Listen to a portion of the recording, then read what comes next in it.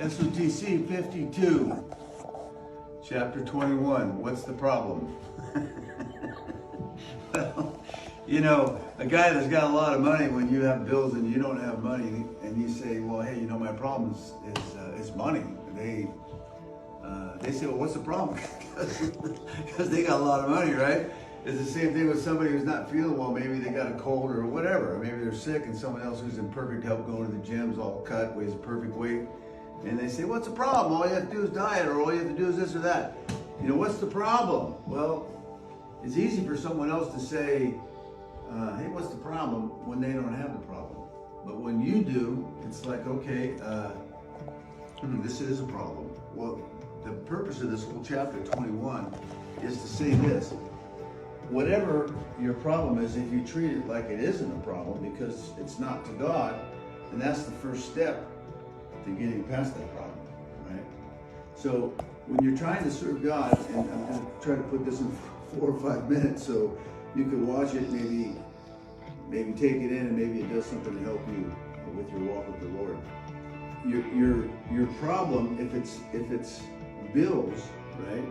Maybe the reason that you don't have enough money is because God's testing your faith. If your problem is sickness, well, you know, some of these guys say because you don't feel too good because you've got some kind of a problem with your sickness, because maybe it's a disease, or maybe it's a plague, or maybe it's just a freaking cold. I don't know. But guys will tell you, well, it draws you closer to the cross. What about if your problem is a broken heart? Well, maybe that's the worst out of all of them, because that's the one that takes the longest to get over, right? Maybe all of a sudden when you're feeling better, your temperature goes down, and you're not sick anymore. Maybe that takes a month or a week or a day, but a broken heart can take years, right? But what is it that all these problems, you know, what is the problem? What do they all have in common? Well, the commonality is they all draw you closer to the cross to know that you need help from Jesus.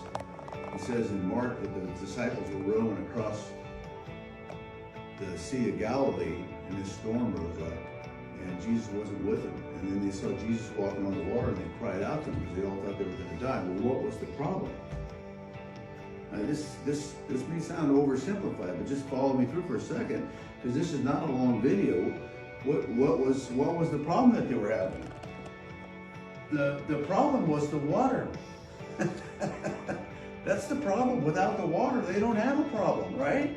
They're in the boat. The water is what's going to kill them. The water is what they're going to go down into and drown, and that's going to be the end of their life. Without the water, they don't have a problem.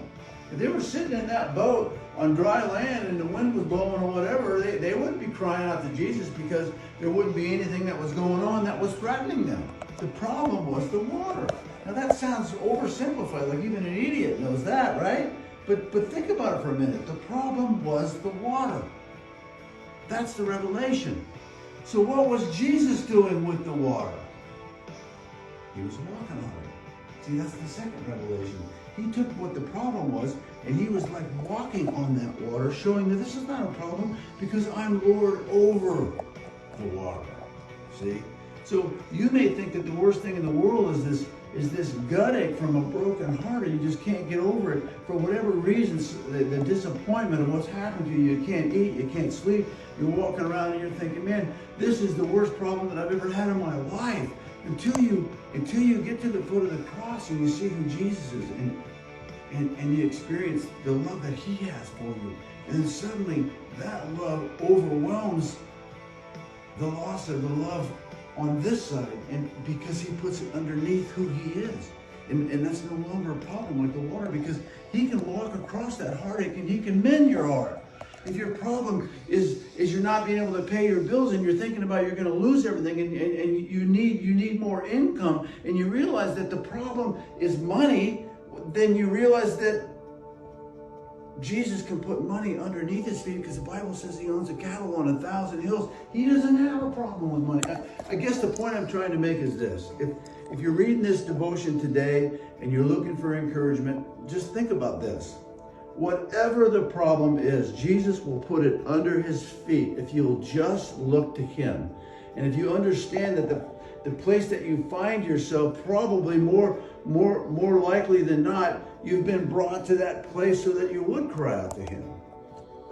Because when you don't have a problem, when there isn't any water, and you're just sitting in a boat in the middle of a field somewhere, there's no threat, there's no reason for you to be driven to where the cross is. So what's the problem? It may seem like it's a lot to you, but if you look at it through the lens of who Jesus Christ is, the creator of the world, whatever that problem is, man, it'll start to go away. So chapter 21, what's the problem? There is no problem.